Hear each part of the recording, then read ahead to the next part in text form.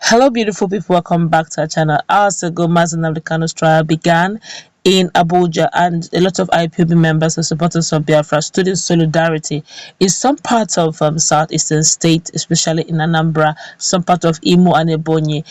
There were sit at home kind of short order. A lot of the traders didn't go to market. It was strongly felt in Nnewi, Onitsha main market, and some part of Imo State, especially the hometown of Hope Uzadima, the present governor of Imo State. And hours after, of course, UGM also struck in the hometown as well of Governor Hope Uzodinma after the trial of Nnamdi Kanu, although it was adjourned. But as we speak, the government also have decided to react. At this time around, the people of Imo, we honestly know who is ruling in Imo State, and there's been a little outcry here and there. But in a moment, you're going to find out what is happening in Imo State and why people are beginning to wonder. This is going to be a tussle, I can assure you, and it's going to be a long one. Before we go into the newspaper, I'd like you to subscribe to our channel if you have not done so already by clicking on the red subscribe button. Beside it, you will see a bell notification icon. Please go ahead, click on it to get notified as soon as we update our channel on YouTube. Well, soldiers as of Tuesday prevented traders at the timber and building materials market in Olo, Imo State to open for the day's business. Most of the traders in the two markets had on Monday refused to open their shops in solidarity with the leader of the indigenous people of Biafra, that's Nnamdi Kanu, who is facing terrorism-related charges at the Federal High Court in Abuja. The soldiers who were manning a checkpoint close to the two big markets in Olo barred the traders from opening their shops for any commercial activity. Our respondent was told by the traders that the soldiers organized the gatemen at the entrances of the two big markets not to open the gates, while the military continued with their stop and search duty in front of the two markets. Traders who came as early as 7 a.m. met the entrance gate of the two markets under lock and key. One of the traders said that they were unable to access. He was unable to access his shop as of Tuesday when he came for the day's engagement. The trader who didn't want his identity revealed said, yesterday, almost everybody didn't open for business in solidarity with the leader of the indigenous people of Biafra facing trial in Abuja, that's Nnamdi Kanu.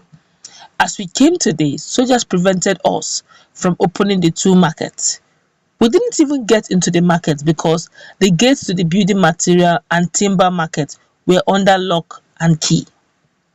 The soldiers told us that we won't be allowed to open shop till further notice. Hunger. Hunger is what these people will face if it is not, because I cannot just imagine traders who main words is actually to buy and sell, and this whole thing is till further notice. Who will come to their aid? Let's continue with the news. The chairman of the market, that's Emmanuel Ibegbolum, who confirmed the development to our respondent in a telephone conversation, said that he was on his way to the State Ministry of Commerce and Industry. The spokesperson for the 34 Artillery Brigade Command, that's Obinze Owore Babatunde Zubiro, when contacted, said that he was not aware of the development. Wow, you've heard the news, and this is happening in Imo State. Anambra State had a fair share in Nnewi and Onitsha main market, and I think today the markets business opened as usual, and this came as a very rude shock. A lot of persons are already talking. Some persons are actually saying that if you look through a lot of commentaries, you could see that it's a case of power tussle. If you check also the news, you find out that there's no instructions given, but just that it was under lock and key. But I also know that security agencies don't just go and lock main market if there's no order from above. The question is, where is the order from above coming from? It could be from anywhere, but I can assure you that the security agencies are working under instruction, and this is going to look like a hunger situation in Imo State, especially in those the owners of shops in those major markets. To start with, we're going to go through cross section of commentaries, maybe like 2 or 3. Then we look at this very critically. What is what is at stake, for the Imolites, those who own shops in there, and what is the message they're trying to pass, alleged messages they're trying to pass to showcase the fact that Mazi Nnamdi Kanu is not the governor or the security person of Imo State, and they're trying to use every possible means to buttress it and sink it into the indigenes or those who stood in solidarity with Mazi Nnamdi Kanu, that Mazi Nnamdi Kanu may be a supreme leader, but is definitely not the governor or sitting security person of any of the state, using Imo State now as a case study.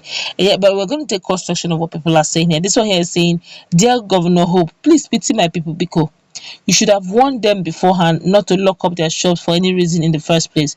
Please open up their shops and go after the armed thugs that we are ready to maim and kill them if they opened their shops yesterday." Okay, all right. Let's look at this very critically. People are feeling, from comments I'm seeing online, a lot of persons are of the opinion that this could be instructions coming from Governor Hope Uzodinma, but I don't think there's any official statement to that effect. They're just assuming. It's just, so that means it's alleged. They are not sure, because there's no such thing. It was just a case of these guys on that, making it on the lock and key. But some person of the opinion that them standing in solidarity with Mazi Nnamdi Kanu, boycotting and opening, that some persons are of the opinion that they're showing the whole world, including the governments of the day, that Mazi Nnamdi Kanu is their leader. Now, if you also look at it critically, also we have what we call freedom of association. Now, there's no public holiday to that effect. They just decided to honor their leader. And maybe those who gave the order from above felt, okay, since you have decided to honor your leader, we have decided also not to honor you from opening the door. But I want to chip this in. These are just, people here and there talking, but this is personal opinion. I think the market head president is already going through the right process by going to meet the Ministry of Commerce to find out what must have gone wrong and all that. And this whole lock and key is still further notice, so nobody knows when. Just the same way they locked it up, they can just wake up one morning and open it up. All right, because there's no press release or official statement to that effect. But I just want to plead so that the people, because it will have a trickle down effect. If the people are not allowed to go to their various businesses, families are dependent on it, workers are dependent on them, there's a trickle down effect of the economy. Taxes also will be paid to the government of that state. So it's a lose-lose situation. A lot of persons did a lot of some mental calculation and economic calculation, said some good hundreds of millions, some even rounded it up to billions, was lost yesterday in on the Chamin market simply because it was shut down.